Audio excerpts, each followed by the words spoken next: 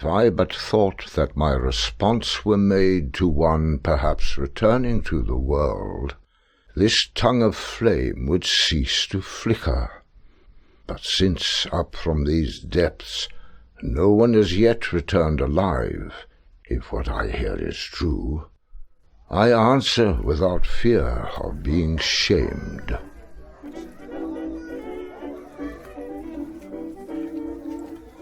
Let us go then, you and I.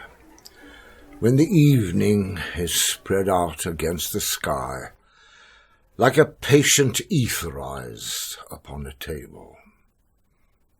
Let us go through certain half-deserted streets, the muttering retreats of restless nights in one-night cheap hotels, and sawdust restaurants with oyster shells. Streets that follow like a tedious argument of insidious intent to lead you to an overwhelming question. Oh, do not ask what is it. Let us go and make our visit. In the room, the women come and go, talking of Michelangelo. The yellow fog that rubs its back upon the window panes, the yellow smoke that rubs its muzzle on the window panes, licked its tongue into the corners of the evening, lingered upon the pools that stand in drains, let fall upon its back the soot that falls from chimneys, slipped by the terrace, made a sudden leap, and seeing that it was a soft October night, curled once about the house and fell asleep. And indeed, there will be time for the yellow smoke that slides along the street, rubbing its back upon the window panes. There will be time. There will be time to prepare a face, to meet the faces that you meet.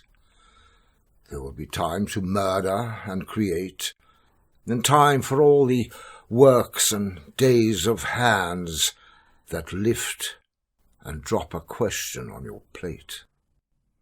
Time for you, and time for me, and time yet for 100 indecisions, and for 100 visions and revisions, before the taking of a toast and tea. In the room, the women come and go, talking of Michelangelo. And indeed, there will be time to wonder, do I dare? And do I dare? Time to turn back and descend the stair, with a bald spot in the middle of my hair. They will say, how his hair is growing thin. My morning coat, my collar mounting firmly to the chin, my necktie, rich and modest, but asserted by a simple pin. They will say, but how his arms and legs are thin. Do I dare disturb the universe? In a minute, there is time for decisions and revisions which a minute will reverse. For I have known them all already, known them all. Have known the evenings, mornings, afternoons. I've measured out my life with coffee spoons. I know the voices dying with a dying fall beneath the music from a farther room. So how should I presume? And I have known the eyes already, known them all. The eyes that fix you in a formulated phrase, and when I'm formulated sprawling on a pin, when I'm pinned, and wriggling on the wall, then how should I begin to spit out all the buttons of my days and ways? And how should I presume? And I have known the arms already, known them all.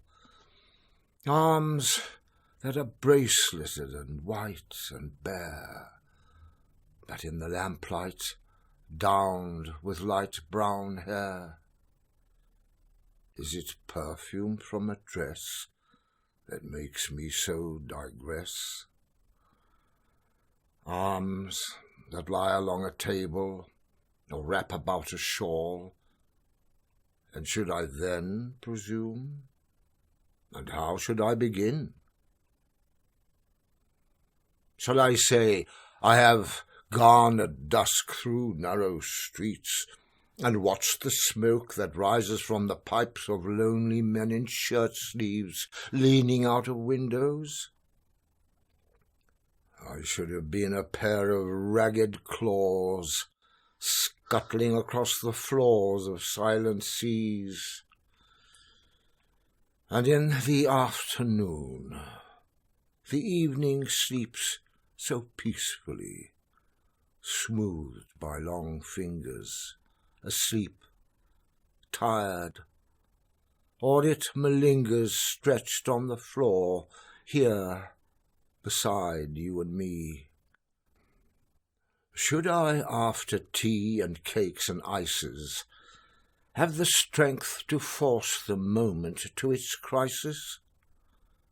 But though I have wept and fasted, wept and prayed, though I've seen my head, grown slightly bald, brought in upon a platter, I am no prophet, and here's no great matter.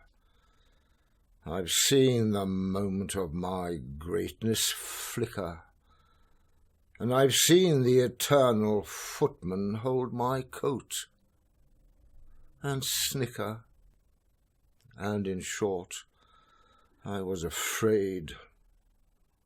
And would it have been worth it after all?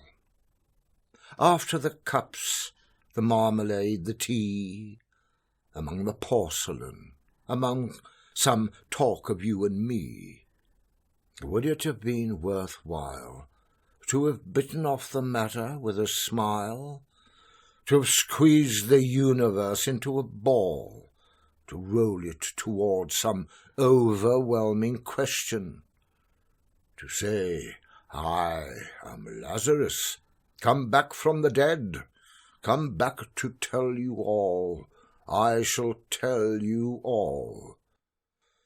If one, settling a pillow by her head, should say, that's not what I meant at all, that is not it at all. And would it have been worth while after all? Would it have been worth while after the sunsets and the dooryards and the sprinkled streets, after the novels, after the teacups, after the skirts that trail along the floor, and this and so much more? It is impossible to say just what I mean, but as if a magic lantern threw the nerves in patterns on a screen. Would it have been worth while if one, settling a pillow or throwing off a shawl, and turning toward the window should say, that is not it at all, that is not what I meant at all. No, I am not Prince Hamlet, nor was meant to be. I'm an attendant lord, one that will do to swell a progress, start a scene or two, advise the prince, no doubt an easy tool, differential, glad to be of use, politic, cautious and meticulous, full of high sentence, but a bit obtuse. At times, indeed, almost ridiculous. Almost at times, a fool. I grow old. I grow old. I shall wear the bottoms of my trousers rolled. Shall I part my hair behind? Do I dare eat a peach? I shall wear white flannel trousers and walk along the beach. I've heard the mermaids singing, each to each. I dare not think they will sing to me.